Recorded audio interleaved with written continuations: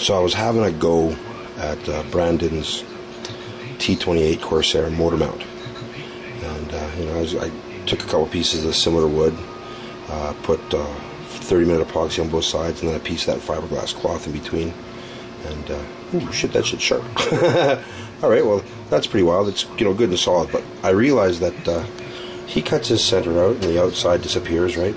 But his motor has he's got like a different thing, right? Like he's got like a deal. Like, you know what I mean? Like a thing to mount his motor. Well, two problems with that.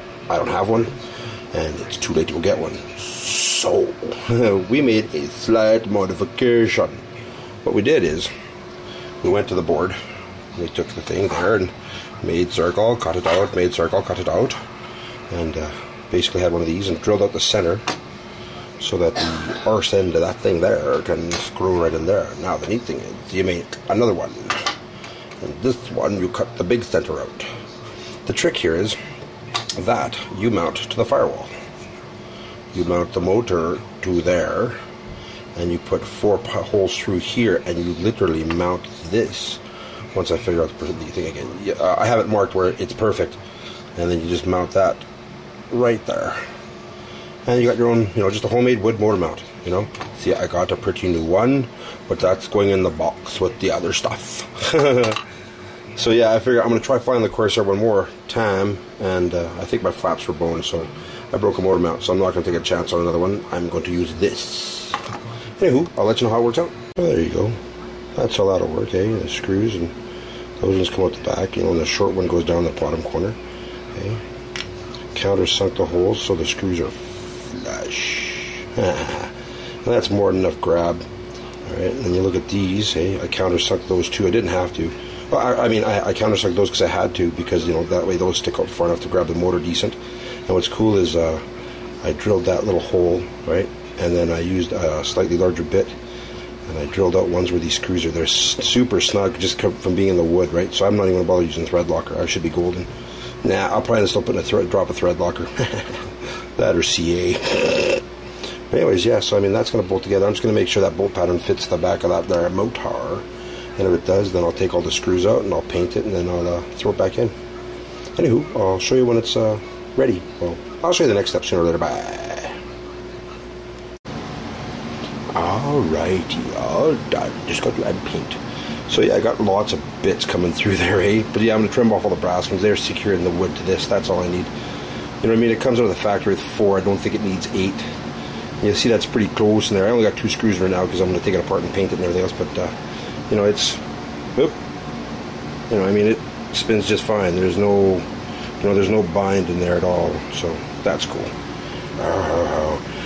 A modification to an IEATSRT. I gotta know how to spell your say your name. Brandon's. It's a tweak on Brandon's rig. And if worse comes to worse, I can still go buy one of those parts because I still got this one all. You know, I can get it all drilled out at work and take care of it. And like I said, that's gonna be sim with a crossbar like his, but I didn't have that shit, and I felt like building, so I built it. I'll show you when it's painted and ready. There we go. A little bit of silver paint. Made that part pretty. Had to put a notch in like Brandon was saying for the wires, eh? So those ones go like right through there, and I put a notch on this one too. And this will sit pretty much like that. Very pretty, you know. I put a diffuser on this light up here and kind of mounted it properly. I drilled a couple of breather holes up at angles, like that, and then down like that. Sorry, down like that. And then put a little bit of sumo on a straw that's the same size as the hole and screwed the straw in, sort of thing. So there'll be like support and everything else. You can see a little bit of sumo hanging over there, a little bit of sumo. But as you can see, I don't know if you can see that, it goes right up into the body. You know, so I mean, I'll get some cool air into the cockpit. You know what I mean? Because that's one thing with all this in here. I just figured it's going to get hot. Well, you know, there's a decent enough breeze, and then I use the little tie downs to hold the cockpit on anyways. It's not going anywhere. So yeah, once I bolt this on, I'll give you the last view. Alright, ciao for now. Alright, bolted in, brass screws, very solid, no play in there whatsoever. Ah, there we go. So now I'm going to put the cowling back on, and the front end is fixed. Coolness. I have to again thank IEATSRT Brandon, your T28 one. You know, if I'd had that little bar you had, I'd have gone that route, but I didn't, so I had to make a 2-piece unit, you betcha. And I just happened to have some brass, so that's why I used brass. Very pretty. Everything else was just stuff I had in the house and the screws that came with. You know, and just some wood that I picked up, some of that, what do you call it, aircraft balsa. Makes a hell of a motor mount, Brandon. Hell of a motor mount that does. Yeah. Thanks, buddy. Thanks for the input, and just because now if I pile it in again, I'm not too worried. I can save the new motor mount for the freaking my cherry fuselage and stuff. All right, enjoy, everybody. Fly safe, and who knows? Maybe the Corsair will actually fly. I'm a glutton for punishment. I'm going to try one more time. All right, ciao. All righty, all set up and ready to go.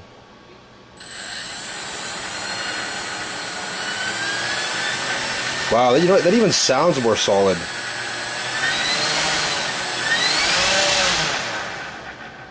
And there's that grind. But it works. So that's good enough for me. Look, look, look. Landing gear.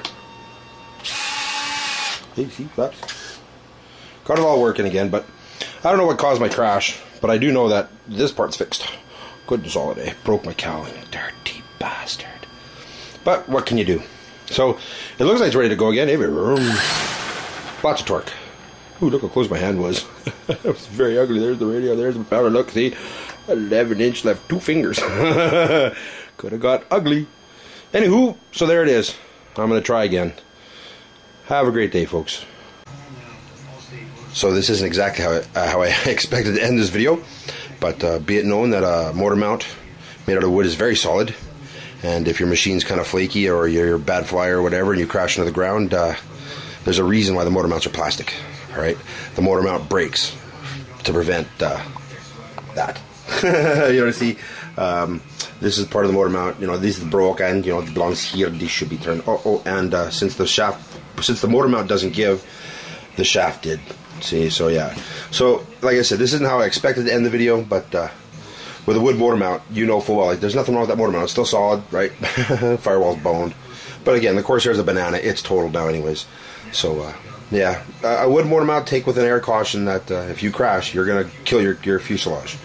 Alright? If you screw around and maybe set your motor mount up to have weak points, like I built one that's quite solid, hey? If you set it up to have weak points, nothing that'll give during flight.